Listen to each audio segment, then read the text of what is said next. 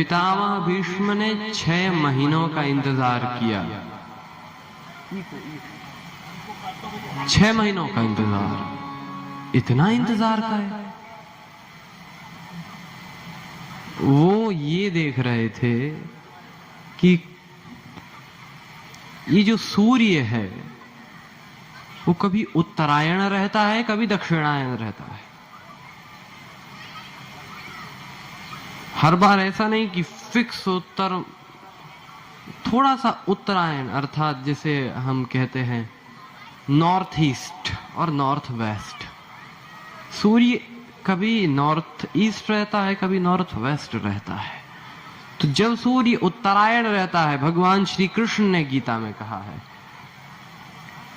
तत्र प्रयाता गच्छन्ति ब्रह्म ब्रह्म विदो जनाः धूमो रात्रिस्तथा कृष्ण षण्मासा दक्षिणायनम तत्र चांद्रमसम ज्योति योगी प्राप्य निवर्तते। ये श्री कृष्ण के वचन हैं। फिर कहते हैं, शुक्ल कृष्णे गति ह्येते जगतः शाश्वते मते एकया यात्यनावृत्तिमन्यया वर्तते पुनः नैते श्रुति पार्थ जानन योगी मुह्यति कश्चन। कहते हैं कि उत्तरायण गति होती है और दक्षिणायन गति होती है। तो पितामह भीष्म ने वेट किया जब तक सूर्य उत्तरायण न हो गया, और जब हुआ, भगवान सामने प्रार्थना करके, सुंदर प्रार्थना करके पितामह भीष्म आज भगवान के धाम को जाते हैं। ऐसे दयालु भगवान जिन्होंने पितामह भीष्म को भी गति दी है। बोलिए श्री कृष्ण चंद्र भगवान की।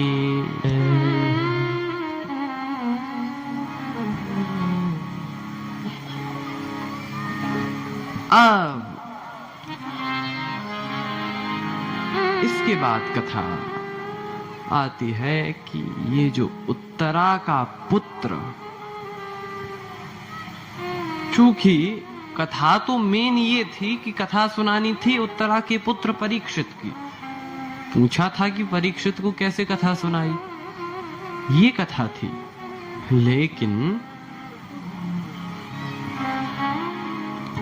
श्री सूत जी महाराज ने कहा, देखो यही तो कृष्ण कथा की रोचकता है, सुनाते सुनाते कब आगे निकल जाए पता ही नहीं लगता। हम तो सुनाते गए। लेकिन हाँ, अब वापस विषय पे आए। सूत जी महाराज कहते हैं कि ये बालक बड़ा हुआ,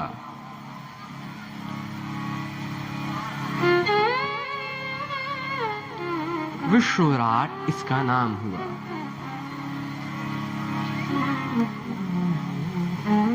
फिर पांडव चले गए वानप्रस्थ को, और ये जो परीक्षित हैं इनको राज्य मिला। लेकिन राजा परीक्षित ने सोचा कि जरा देखें तो कि जनता में हमारे लिए क्या सोच है, जनता हमारे बारे में क्या सोचती है। क्योंकि जब जब सत्ता बदलती है जनता में अनेक चर्चाएं होती हैं। लेकिन परीक्षित जी सोचते हैं हम जाते हैं, तो एक वेश बनाकर निकल गए और बातें हो रही थीं कि देखो नए राजा बने हैं। लेकिन जैसे बड़े पॉजिटिव रिप्लाईज अपने बारे में सुने कि इनके पिता भी पूर्वज बड़े प्रतापी, तो ये भी बड़े प्रतापी होंगे। लेकिन इतने में परीक्षित जी ने देखा कि एक व्यक्ति हाथ में छड़ी लिए है और सामने गाय को और उसके एक बछड़े को मार रहा है। गाय और बछड़े को, गाय को बहुत मारा और बछड़े को तो इतना मारा कि उसके 3 पैर टूट गए। जो देखा नहीं गया, तलवार निकाली और कहा, अरे मूर्ख, तू कौन है जो गौ माता को परेशान कर रहा है, गौ माता को इतनी पीड़ा दे रहा है। अरे जिनके लिए भगवान ने अवतार लिया, देव धनुष नर नाग मुनि प्रेत पितर गंधर्व,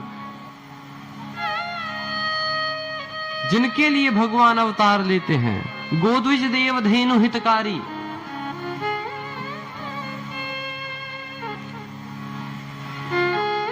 जिन गौ माता के लिए भगवान ने अवतार लिया उन्हीं को पीट रहा है। भगवान के जाने के बाद अरे मैं तुझे नहीं छोड़ूंगा, एक ऐसा मारा गिर गया वो। सैनिकों से कहा उसको यहीं रुकाओ। सैनिक भी छद्म वेश में तब तक पहुंचे ये गाय के पास और कहा कि आप कौन हैं और ये दुष्ट कौन है जो आपको इतना मार रहा है। बताया, गाय ने कहा कि मैं पृथ्वी हूं। तो गए बछड़े के पास, आप कौन हैं, इतना मारा, आपको 3 पैर तोड़ दिए। बछड़े ने कहा आप तो, हमारा क्या दोष, हो तो जो जैसा कर्म करेगा वो वैसा फल। परीक्षित जी समझ गई अवश्य ही कोई महापुरुष हैं। फिर कहा कृपा करके बताएं आप कौन हैं। बछड़े ने कहा मैं धर्म हूं और इसीलिए कलिकाल में धर्म के 3 चरण टूट गए हैं। प्रगट 4 पग धर्म के, कलिमहु एक प्रधान, एन केन विधि दीने, दान करई कल्याण। इसीलिए दान हमें अवश्य करना चाहिए, दान से ही कल्याण होता है। कहा ये कौन जो आपको मार रहा दुष्ट? कहा ये कलिकाल है। अब उसके पास पहुंचे, हाँ दुष्ट बताओ तुझे क्या दंड दूं? कहा देश से निकल जाओ। उसने कहा महाराज मुझे तो कोई नहीं स्वीकार करता, आप तो हमें रख लियो। तो कहा तुझ में क्या ऐसे गुण हैं कि मैं तुझे रख लूं? उसने कहा कि कलिकाल में भगवान का नाम लेना बहुत ही पुण्य फल प्रदायी है। जो भी भगवान का नाम लेता है, एक बार भी कभी भगवान का नाम ले लिया, अवश्य ही उसकी मुक्ति होती है। इतना जो सुना